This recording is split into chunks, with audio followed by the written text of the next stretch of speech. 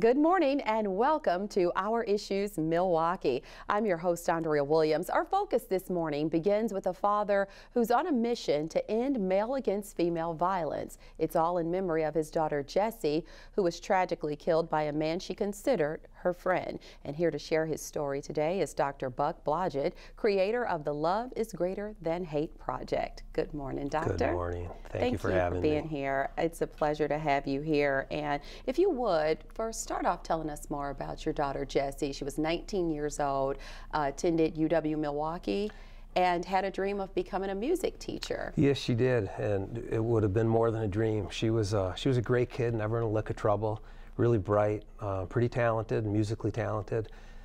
She had more friends than I had any idea. She was real popular, but she had a real serious side to her too. She was a girl who had causes. Starting at age 13 when she found PETA online, her social conscience kind of exploded. And it became one thing after another, and in the last 2 years of her life, it became male violence against women. Really? And she tried to teach me about that. And I learned a little bit from her, and I listened, but I resisted because I'm a guy and I was defensive. And I also thought she's going to have trouble having a good relationship with a soulmate if she's so anti-male. That was my listening. But she wasn't like that. She knew facts that I didn't know, and now I've learned them after what happened to her. And they're staggering, they're mind-blowing how common and how severe and violent oftentimes male sexual violence against women is. Well, I do appreciate you painting that picture, because I think that that allows the viewers at home to realize that you had a beautiful young lady that you were watching grow that had everything going for her. And it's interesting that you took a cause that was close to her heart and you've continued on. So that says quite a bit. You just summed things up for her. One of her very last Facebook posts, 48 hours before she was murdered, was "Life just keeps getting better." And she just got offered a choir director position at age 19 in a local church in Hartford, a talent scholarship at UWM, a mentoring job on campus, mentoring inner city disadvantaged UWM students, and on and on. And she figured out who she was supposed to be, and what she was supposed to do. And she started going that way, and her life was really starting to gel. And then just like that, it was gone. Yeah, so I'm sure this is not an easy thing to do, but if you would, please take us back to that day that you lost your daughter, Jessie. I'll never forget the phone call. I got the phone call that every parent fears and dreads. And I was sitting in my office. It was about 12:50, and my wife called, and she was hysterical and crying and telling me how she came home, and Jess appeared to be sleeping in. And she'd performed in Fiddler on the Roof 3 days in a row and had a late night cast party, and it was her first chance in summer break to sleep in. And then a knock came at the door, and it was her 7-year-old piano student. Jessie started her own business a month before she was killed, 2 months. And she had 28 young kids come into our house all week long, making music and laughing, and I would hear the high fives and the good jobs, and they loved her. They just loved her. And so Joy's crying hysterically, saying, "It's Jessie, it's Jessie, it's Jessie." And I said, "What, honey, is she okay?" And she went on to tell me how she went upstairs and she was mad that Jess wasn't responding. And she walked over and she touched her, and she was cold. And she rolled her over and she was blue, and she had little red dots on her face. And Joy called 911 right away and tried to do CPR. And she said, "They're here now and they're shocking her." And I said, "Is she responding?" And she said, "No." And I said, "Is she gone?" And no more words. So I drove home 31 miles, 31 minutes, as fast as I could, talking to God the whole way. And that was the beginning of that day. Wow. I'm so sorry to hear that. No parent can even imagine what that's like. And I just really want to commend you for continuing to tell this story in order to help others, because I know it's not an easy thing to do. I can see it in your eyes. And with this particular scenario, we're talking about male versus female violence. And so, as I had stated, this crime was committed by not only someone she knew, but someone she actually called her friend. So this was someone who probably was invited into the house or knew how to come into the house without any questions, and this is probably the last thing you ever imagined. Is this someone that you knew from being her friend? Yeah, we knew Dan well. He was welcome in our house. The police actually, the day after it happened, they asked us questions for days. They would come back and ask more, and the first question was always about him. And we always said, it's not him. He's a good kid. We know him. He's welcome in our house. And he's from a great family, and I continue to say every chance I get that I love his parents, and I feel terrible for his parents, and they're good people, and they're a good family. They didn't do this. Right. They didn't, nobody saw this coming.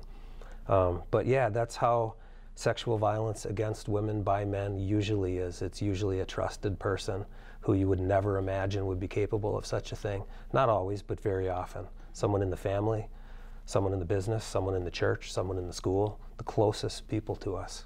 And that's what you have to pay attention to. So this 20-year-old man was sentenced to life in prison last October without a chance of parole.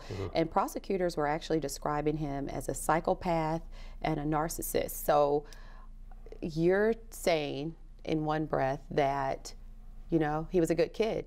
So there were no warning signs, I'm guessing.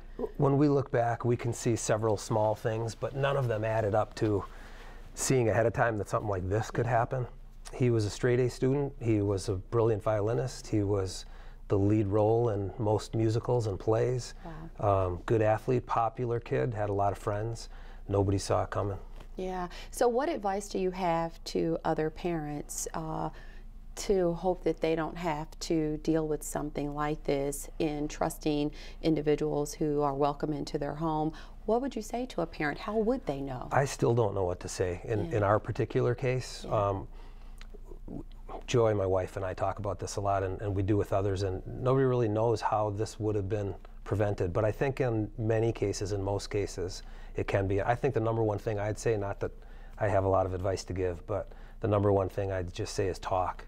Talk about this, talk about it ahead of time, ask your kids questions. You know, if you care about them, you want to talk to them all the time and find out what's going on in their life. And, you know, usually when something like this happens, there's a warning sign first, I think. And if you can get a hold of that before something really bad happens, at least you have a maybe chance. Jessie saw something that she maybe blew off or thought, he's just kind of, you know, in his own little world today, thinking on his own terms. And and so that communication would make a difference if you had the opportunity to talk. But you still don't control what individuals are capable of doing. So it is really a hard and difficult subject, which is why it's so important to talk about this cause that you have. It's the Love is Greater Than Hate project. And I think it's important to mention that even though this young man committed a heinous crime that took your beautiful daughter away from you, you have found it in your heart to forgive him, and that goes hand in hand with this project that you've created. So tell us more about that.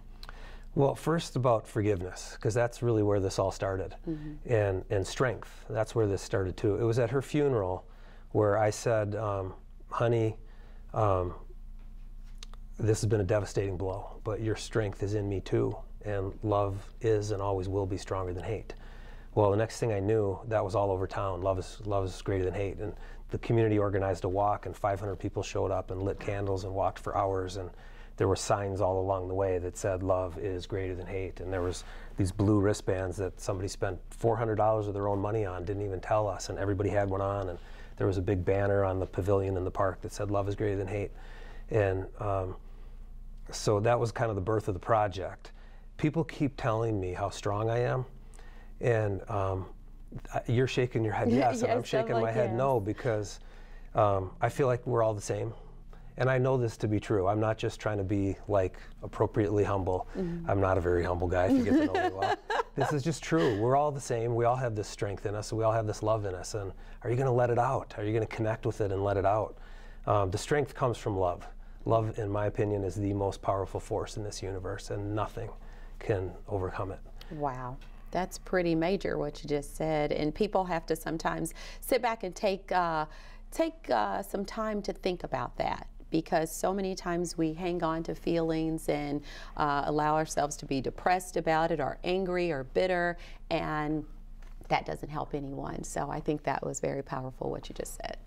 I catch myself every day harboring little grudges against this and that and this and that, and against my brother and my partner, and it's so silly because we forgave Dan. I honestly forgave Dan effortlessly and naturally. This was almost like this was given to me on the moment we found out it was him, and every day since. So we're coming up on 600 days now, and so why can't I forgive somebody when, you know, this bill conflict I had with somebody this morning? It's so meaningless. It's so meaningless. And the forgiveness, I don't know how to tell people where that came from. That feels like it came from a higher place, and it was given to me. But I feel like it's available to every single one of us, and you have to accept it, and you have to want it. But it's really beautiful because there's times when I'm in the depths of darkness, and it's not a very fun place to be. I'm sure. And what gets me out is the forgiveness and the love. Oh, wow. So what are some of the things that you've been able to do as far as the project, the Love is Greater Than Hate project, and what is your mission in accomplishing things from this point on? We have a dual mission. The first mission is to end male violence against women. Right. In the process of that, we will need to raise awareness dramatically, make people more aware of the truth and the facts of how prevalent this is, cause change, shift culture, and ultimately end male violence against women. I'm not naive enough to think that that's going to happen next week or next month or next year or maybe even in my lifetime. The mom who founded MAD in the 1980s is still waiting for the end of drunk driving, but she's taken a big bite. One lion-hearted mom formed an organization that has changed the law, shifted culture, caused change, changed the world, saves who knows how many thousands of lives. We don't even know. And we feel like it's time for that with male violence against women. All right. So this story, needless to say, has made local headlines over and over again.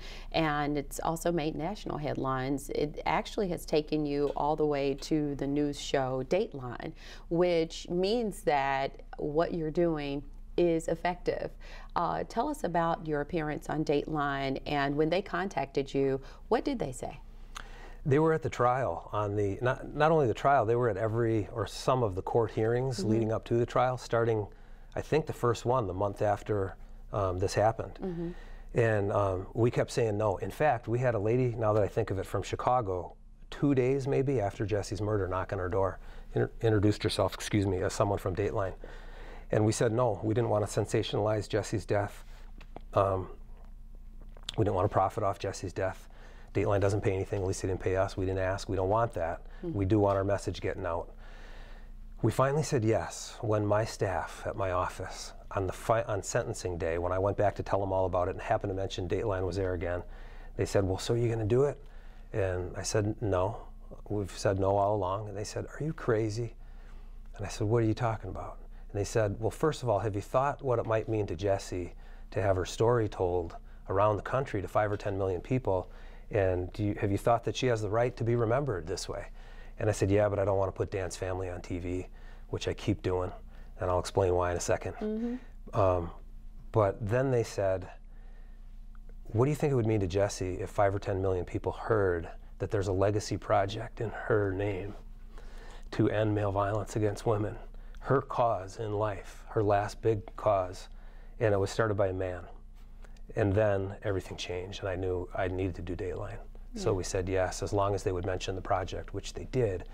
I was hoping for a little more, but what I didn't know was they, at their own expense, time, money, effort, made their own short video of the Love is Greater Than Hate project and posted it on the DatelineNBC.com website and Facebook page, and it's had thousands of hits. Yeah, that's pretty amazing.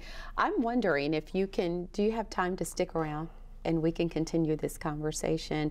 I'd like to find out a little bit more about how social media has been able to make a change or help spread this message. If you've got a couple of minutes. I would love to, of course. All right, you stay right there where you are. Dr. Buck Blodgett is the loving father of Jesse Blodgett and the creator of the Love is Greater Than Hate project. You can log on to ligth.org, and we will return and continue our conversation with Dr. Buck right after this.